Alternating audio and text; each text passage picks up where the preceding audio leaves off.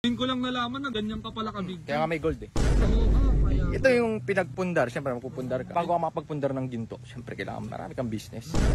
Kung maingay sa iba, baka mamaya pinagkakalat. Kasi yung mga big time lang nakakabili ng gold eh. Tsaka ang pinakamahirap talaga may farm ka. Siyempre pag tanda ako, dito na lang ako titira. Kasi ngayon sa Manila ako eh. Passion ko lang to. Si Haring Bangis to ah. Haring Bangis, Haring Bangis.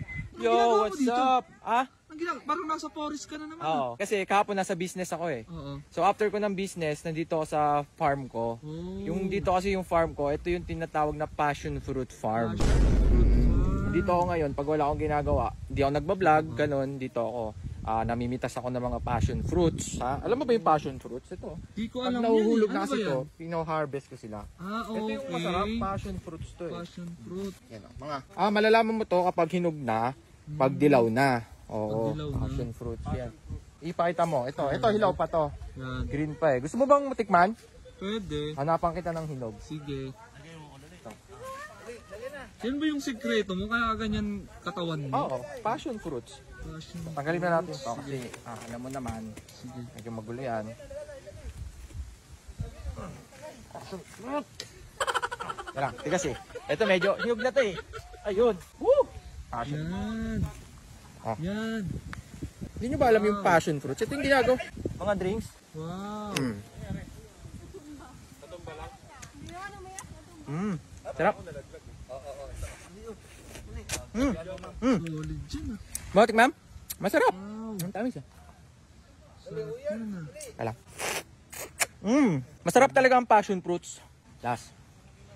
Anong lasa ba niyan? Lasang ano siya eh. Yung passion mo malalabas mo eh. Oh, Passion fruit. grabe. Ikaw mo. Kuhain mo siya. Grabe. Kunin mo siya. Sarap nga. Masarap to.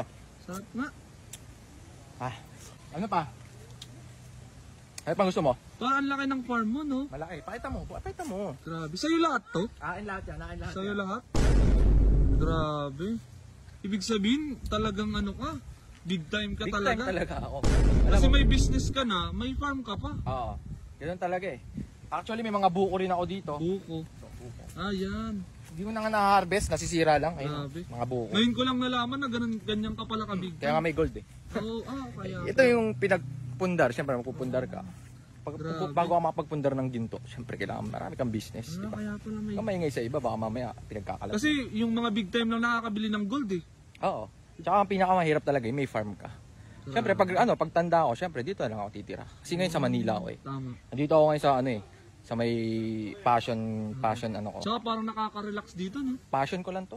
Grabe. Kaya nga puro passion fruit tinanim ko eh. Kasi passion ko. Talaga. So okay na. At least may natutunan ka ngayon, di ba?